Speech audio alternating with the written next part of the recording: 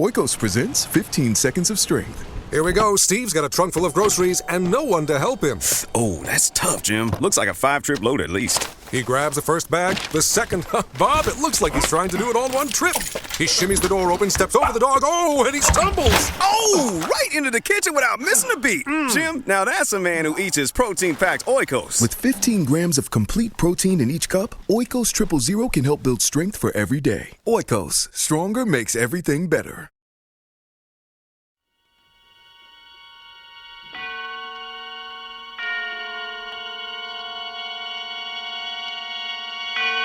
Now, Autolite and its 60,000 dealers and service stations present Suspense. Tonight, Autolite brings you Frederick March in The Night Reveals, a suspense play produced and directed by Anton M. Leader.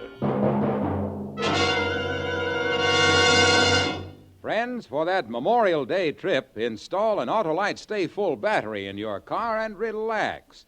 An Autolite Stay Full battery needs water only 3 times a year in normal car use. Yes, sirree, only 3 times a year. Why, it makes a Camel look like a drinking fountain. And in addition, an Autolite Stay Full battery has extra plates for extra power. Protected by fiberglass insulation for stronger life and longer life. In recent tests conducted according to the life cycle standards of the Society of Automotive Engineers, Autolite Stay Full batteries gave 70% longer average life than batteries without all these features. With an Autolite Stay Full battery, you need to add water only 3 times a year in normal car use. So remember, you're right with Autolite.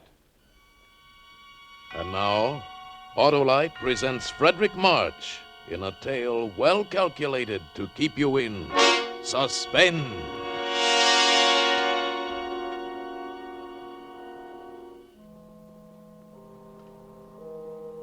I should have known before that something was wrong, gentlemen. You should have known by your eyes. It was a queer looking, staring at me one minute and avoiding me the next. Well, I came home late one Monday night, and they were asleep. My son Johnny, my wife here, Marie. I lay in bed reviewing my day's work. I'm an investigator for the Herkimer Fire Insurance Company. And while thinking about the fire on 2nd Avenue, I fell asleep. And suddenly I was sitting bolt upright, wide awake, with a strange feeling of being alone in the room. I looked toward Marie's bed. It was too dark to see. I called, Marie. Marie. No answer. Got up, walked to her bed. Quilt was bunched up. I pulled the covers down. The bed was empty. In the bathroom? No, she wasn't there. Not in Johnny's room, either. Johnny was alone. Marie wasn't in the apartment. I put on the light. I looked at my watch. It was 2 in the morning. I got dressed and I walked out. Rang for the elevator. It was nothing, of course. It was nothing important, but my heart kept hammering away. Morning, Mr. Jordan. Kind of late for you. Yeah. Good morning, Steve. Did, you see my wife get on? Well, yes, Mr. Jordan. About half an hour ago, I'd say. Oh, yeah. Yeah, of course. You see which way she went? Well, yeah. She went towards 3rd Avenue. Said she was going to the... Yeah, went to the drugstore, I guess. That's right. There's one over on 96th Street. Open all night. Thanks, Steve. That was it. She went to the drugstore. I was worried over nothing at all.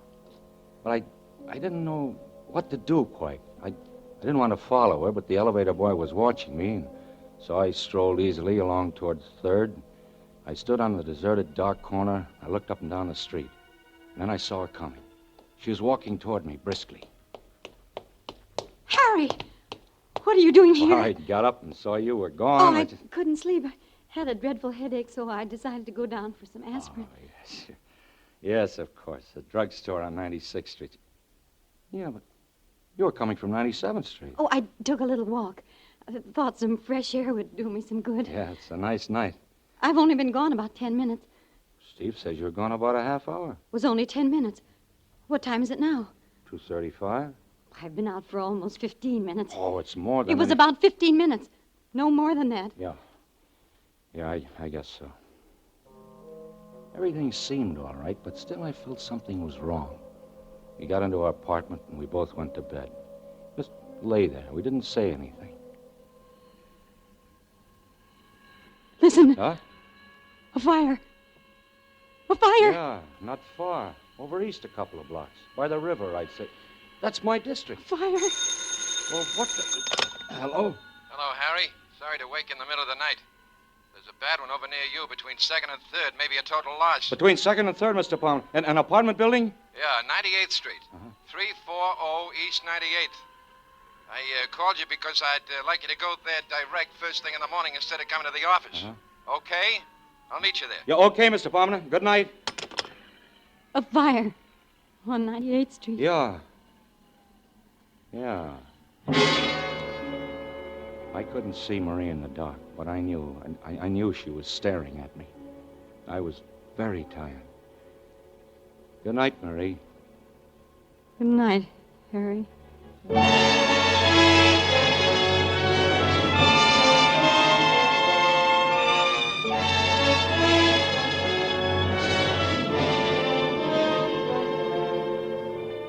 For Suspense, Autolite is bringing you Mr. Frederick March in radio's outstanding theater of thrills, Suspense.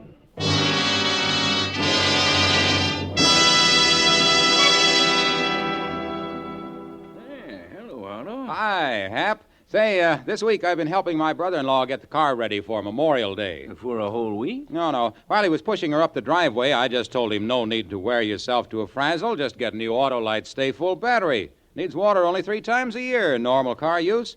Why, an Autolite Stay Full battery has more liquid reserve than a camel with water on the knee. Sure. Yes, sirree, I told him. Forget those holiday worries. Just remember, the extra liquid reserve in an Autolite Stay Full battery means less danger from evaporation. For real performance, just install an Autolite Stay Full battery. Needs water only 3 times a year in normal car use. And all that time he was breaking his back pushing the car up About the driveway? that time, he straightened up and gave me a dirty look. How was I to know he'd excited his sacroiliac again? And anyway, he shouldn't have anything but an Autolite Stay Full battery in his car for long, trouble-free operation. Did he tell you then he'd buy an Autolite Stay Full battery? He sure did, but emphatically. Fine. And now, let's get back to Suspense. And now, Autolite brings back to our Hollywood soundstage Frederick March as Harry in The Night Reveals, a tale well calculated to keep you in suspense.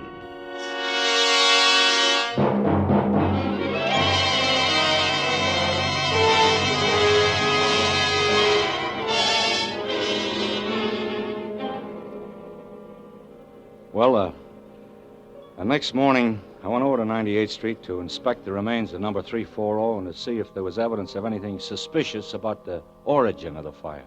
Mr. Palmer was there. Yeah, there it is. Got it. Guess we'll be paying off on this one, all right. Completely burned out. Anyone hurt? A few, but no one dead. Lucky they just installed the new fire escape. Just the walls left. Hey, that fire must have been quite a sight in the height of its glory. Yeah, quite a sight. Say, those walls look pretty bad. Might collapse almost any time. Yeah, the building will have to be raised. Gee, that fire did a good job. Oh, there's the commissioner. Hello, Parmenter. Jordan. Hi, Mr. Morrell. Know anything about the fire, Commissioner? No, not a thing. Well, now that you're here, we'll take a look. No, I wouldn't go in there, Jordan. Those I walls. can take care of myself. Maybe you'd better not go inside. Don't worry Harry. about me. I know fires as well as anyone. You stay outside, Mr. Palmer. I'm going in. I went gingerly into the blackened, ruined hallway, ashes and debris up to my ankles, until I reached the remains of the stairway.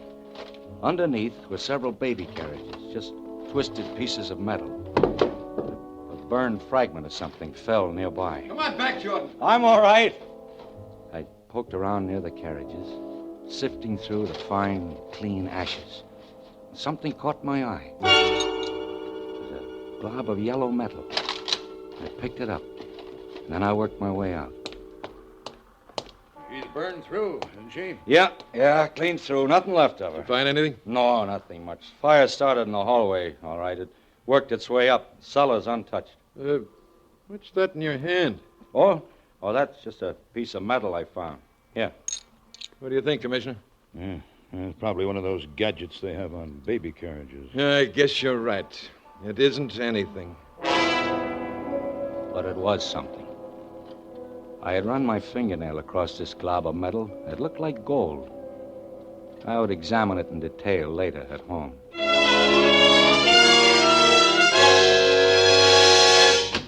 Hello, Daddy. Well, how are you, Johnny? Mama says I was bad today. Harry, you're home early. Yeah, I got through sooner than I expected. What is it, Harry? Your locket. You're not wearing it. You've never had it off before. My locket? Well, don't you remember? Daddy, can I go over and see Davy Taylor for a minute? Yeah, Johnny, go ahead. All right. Gee, Daddy. Well, you shouldn't have done that. I didn't want him to go. He hasn't had his dinner. Never mind, Johnny. What'd you say happened to the locket? Well, I gave it to you. To me? Well, I put it in your pocket to have it fixed. The catch was loose. I don't remember. I put it in your pocket, Harry. I forgot to mention it to you. I wanted you to take it to the jeweler's and get the catch fixed. I just put it in your coat pocket while you were shaving. When? Yesterday? Yes, yesterday morning. Well, it should be in my pocket now. I wore this suit yesterday, too. Nothing in my pockets, Marie. Well... Marie. Yes, Harry? Is anything wrong with you? I'm perfectly all right. Not a thing wrong with me. You look worried, as if you'd got something on your mind. It's nothing. I've just been having a headache. Maybe you ought to see a doctor. No. Really doesn't amount to much. Well, I think I'll take another look for the locket. Which suit did you say you put it in? Your blue suit? I think. Or maybe it was the gray, though. I couldn't make it out. What had she done with the locket? Had she pawned it? She given it away? Then I remembered something. I went in the bathroom, locked the door. I looked at this shapeless little glob of yellow metal. I rubbed the blackened spots away until all of it was gleaming. I took a nail file out of the medicine chest and began to file it. I kept filing until I had enlarged the crack to the full length of the piece of gold. And I slipped the nail file inside and pried it open. Tiny fragments of glass, and then I saw a piece of scorched paper. It was a photograph. It was a picture of my son, Johnny. This glob of metal was my wife's locket. I put the locket and the picture in my pocket and walked out.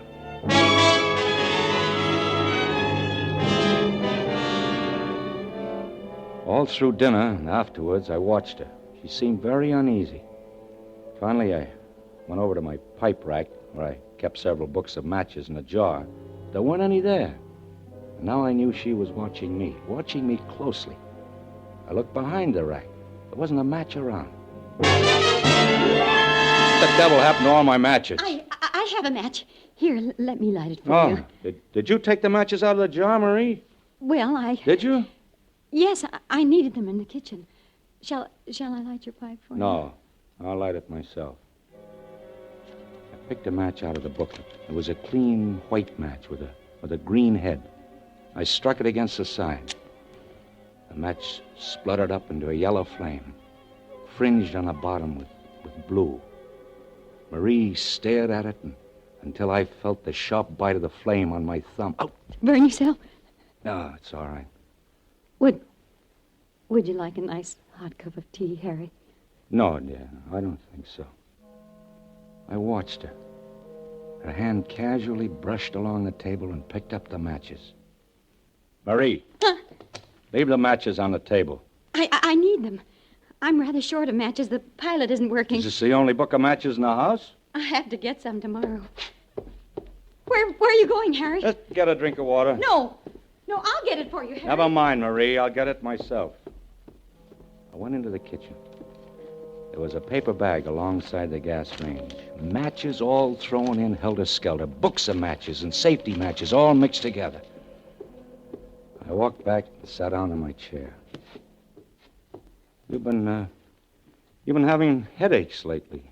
I'm just tired. That's nothing serious. How'd you like to go away for a few days? Take a vacation. I'll get a maid to take care of Johnny. I mean, it'll do you a lot of good. No, I don't need a vacation. There's nothing wrong with me. But, Harry, there is... Yeah? There's nothing the matter. You were about to say something else. I've got to go into Johnny's room and see that he's covered. He always throws the covers off. I sat there looking after her, and then I glanced about the room. There was the pack of matches lying open on the table. I closed the cover. And then I noticed her purse lying nearby. It was bulging. Harry! What's the matter? My purse! Yes, your purse. Here, look. Full of matches. A dozen books of them. And these newspaper clippings. Give it back to me! Why are you saving these clippings? Why do you carry all these matches with you? Well, I bought the matches in the store. A dozen for 5 cents. These newspaper clippings. Fire on 112th Street causes severe damage. And all these others. Why are you saving these clippings, Marie? Why, there's nothing wrong in that. I'm interested in your work. I intend to keep a file on fires. It'll help you in your work. That's very considerate, Marie. Oh. Oikos presents 15 Seconds of Strength. Here we go. Steve's got a trunk full of groceries and no one to help him. Oh, that's tough, Jim. Looks like a 5-trip load at least. He grabs the first bag, the second. Bob, it looks like he's trying to do it all in one trip. He shimmies the door open, steps over the dog. Oh, and he stumbles. Oh, right into the kitchen without missing a beat. Jim, now that's a man who eats his protein-packed Oikos. With 15 grams of complete protein in each cup, Oikos 000 can help build strength for every day. Oikos, stronger makes everything better. Hello, it is Ryan, and we could all use an extra bright spot in our day, couldn't we? Just to make up for things like sitting in traffic, doing the dishes, counting your steps, you know, all the mundane stuff. That is why I'm such a big fan of Chumba Casino. Chumba Casino has all your favorite social casino-style games that you can play for free anytime, anywhere with daily bonuses. That should brighten your day a little. Actually, a lot. So sign up now at ChumbaCasino.com. That's ChumbaCasino.com. No purchase necessary. VGW Group. Void where prohibited by law. See terms and conditions. 18+. Harry, you're so good. Why should this have to happen to us?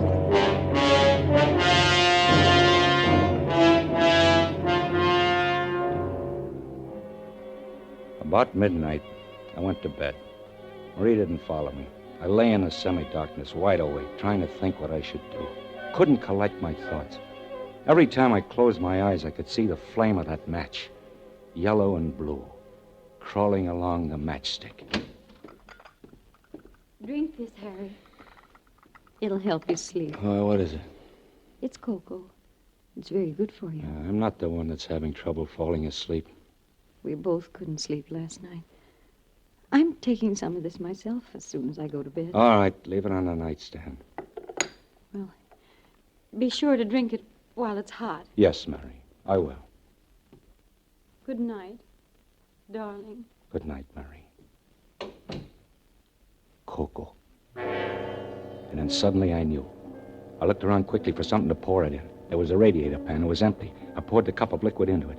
Then I lay back and waited. I waited for her next move.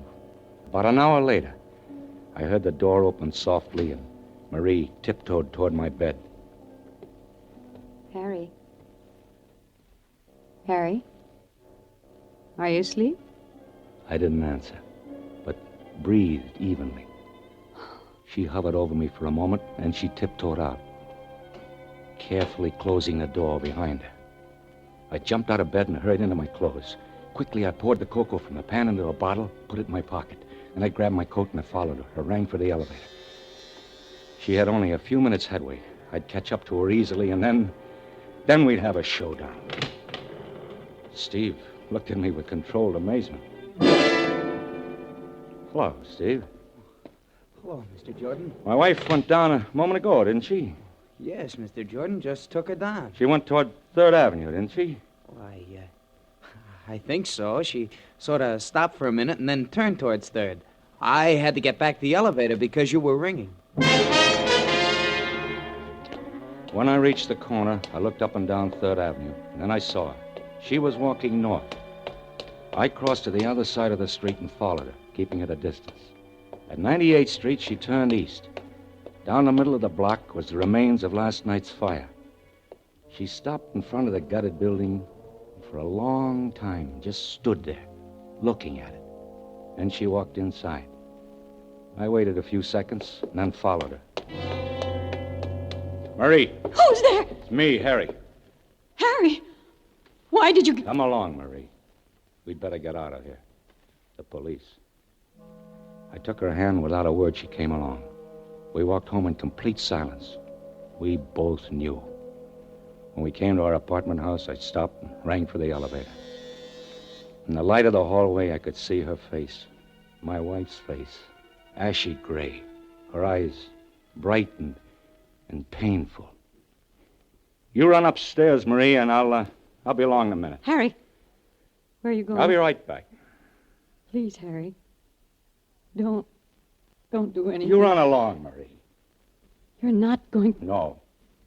I'm only going to the drugstore to get something. I'll be back in a few minutes.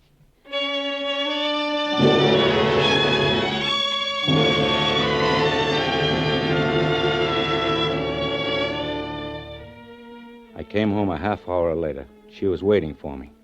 Did you do it, Harry? Please, Harry, tell me.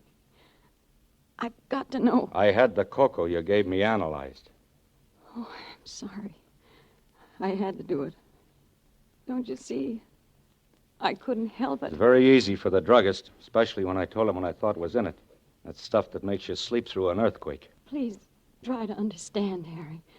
You must understand. Is the kid asleep? Uh-huh. Johnny's all right. I was sorry for Marie. She looked so haggard and worn. It wasn't her fault. I was sorry for myself. My head was roaring. I wasn't feeling too well. I kept seeing sparks in front of my eyes. I closed my eyes for a moment. Let's go to bed, Harry. Marie, look, we can do something. Now, let's burn up every match in the house. We'll never bring another match in. No, Harry, we can't do that. You don't want to. No, not now, Harry. Strange, isn't it? Huh? That this should happen to me. Me, a fire inspector. That's funny. Give me the matches, Marie. All the matches. No, I can't do that. Give them I won't. Me. Please don't take them. I'll do anything you want, anything. Where did you hide them? Tell me, where are they? Inside the range behind the paper bags. I dropped her hand. She sank to the floor in a huddle, weeping. And then I went into the kitchen and got all the matches. Please, Harry. Don't burn them up. Look, Marie, look up. See? I'll light each book of matches one at a time until they've all gone up in smoke. The yellow flame licked its way down the matches. The cover caught fire and blackened. I watched her look at the flame with dazed eyes. Listen, Harry. You hear? Just someone in the hall. It's more than someone. Something's happened. Something has happened. I'll take a look. The house is on fire! Yeah, Marie, wake up Johnny. Johnny! You'll have to hurry. The flames are coming up the stairs. There's an upward draft. What's the matter, Mother? The house is on fire. We've got to get out. It's too late to go down. You'll have to go up through the roof. Oh, I hurt my leg. Come along, Johnny. Mother, wait for Mother. She'll come along. No, I want to wait for Mother. It's all right, Johnny. Go along with Daddy. I'll follow you. No, I won't go. I won't go without you, Hold on to my Mother. arm, Marie. Come on. Give me a hand, Johnny. Don't be scared. The fire won't hurt you. It won't hurt you at all. You're safe with me.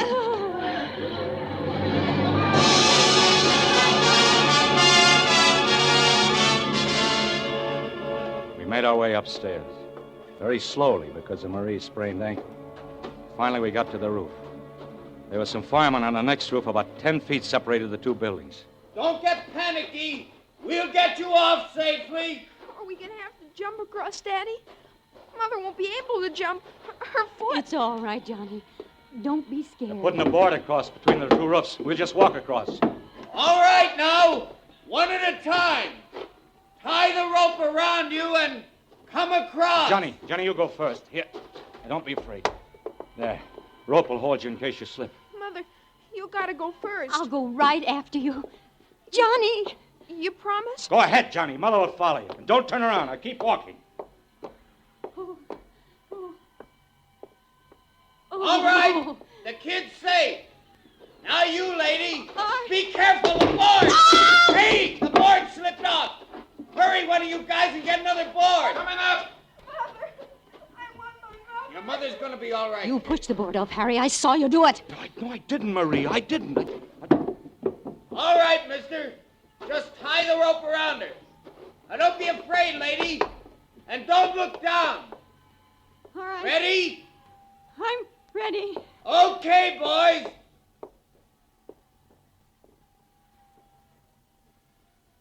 She's all right. Now you, mister. All right. That's right. Tie the rope around you. All set? Okay.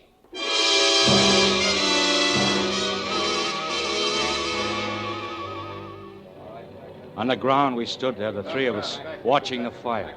Great flames shot out, stabbing at the sky. The top of the roof was burning now. A red flame crawled along, searching out the inflammable spots. And the wind was helping. All this time, Marie was shaking violently, but not with cold. I pitied her. And then she threw up her hands and shrieked.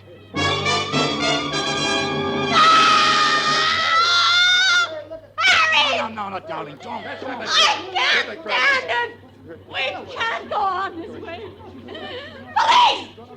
Police, come here! Don't do it, Marie. There's no need to let the police. You don't know what you're saying. Police! What is it, lady? Hey, you better calm down now. Officer, pay no attention. No, it's no use, Harry. Officer, these awful fires, they're not accidental.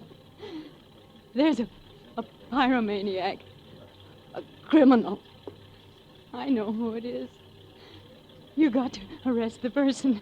Arrest, so there won't be any more. All right, lady. What is this? Who is the pyromaniac? The criminal is my husband, Harry Jordan.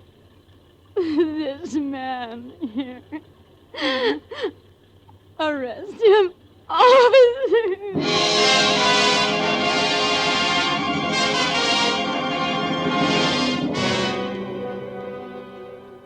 Well, that's about all there is to the story, gentlemen. And then I was brought here.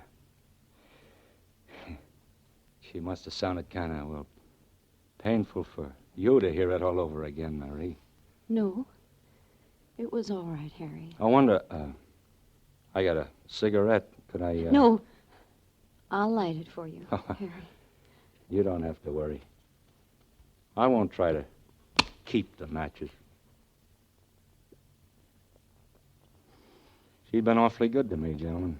You'll take good care of her, won't you? She tried everything to help. Hid the matches so as to keep them from me. She even tried to give me sleeping pills so I wouldn't...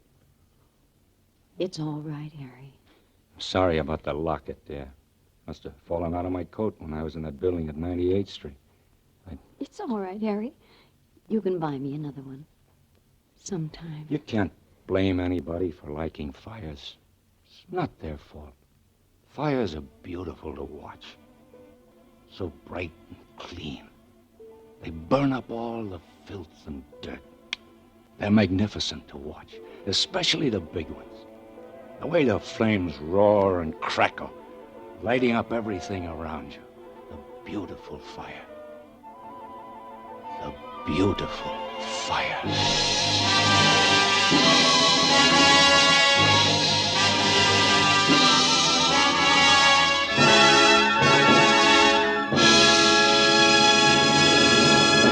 Thank you, Frederick March, for a splendid performance. Say, Harlow, you and your brother-in-law still friends? Why, of course we're friends, Hap. We have so much in common. Both of us think an Autolite Stay Full battery is wonderful. Why, it needs water only 3 times a year, normal car use. And he appreciates the fact that Autolite Stay Full batteries are made by Autolite, the makers of over 400 products for cars, trucks, airplanes, boats. In 28 Autolite plants from coast to coast. Yes, sirree, and Autolite also makes complete electrical systems for many makes of America's finest cars. Batteries, spark plugs, generators, starting motors, coils, distributors. All engineered to fit together perfectly, work together perfectly, because they're a perfect team. The lifeline of your car. So, folks, don't accept electrical parts that are supposed to be as good. Remember, you're always right with Autolite.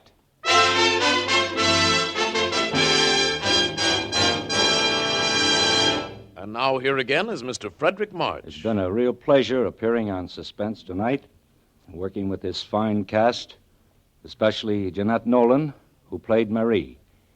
And I'm looking forward with great interest to listening next week when radio's outstanding theater of thrills brings you Joan Crawford in the 10 years. Another gripping study in Suspense. Frederick March is soon to be seen with his wife Florence Eldridge in the new film Christopher Columbus. Tonight's suspense play was adapted by Sigmund Miller from the story by Cornell Woolridge, with music composed by Lucien Morawick and conducted by Leith Stevens. The entire production was under the direction of Anton M. Leader. Next Thursday, same time, hear Joan Crawford in The 10 Years. You can buy Autolite Stay-Full batteries, Autolite resistor spark plugs, Autolite electrical parts at your neighborhood Autolite dealers. Switch to Autolite. Good night. This is CBS, the Columbia Broadcasting System.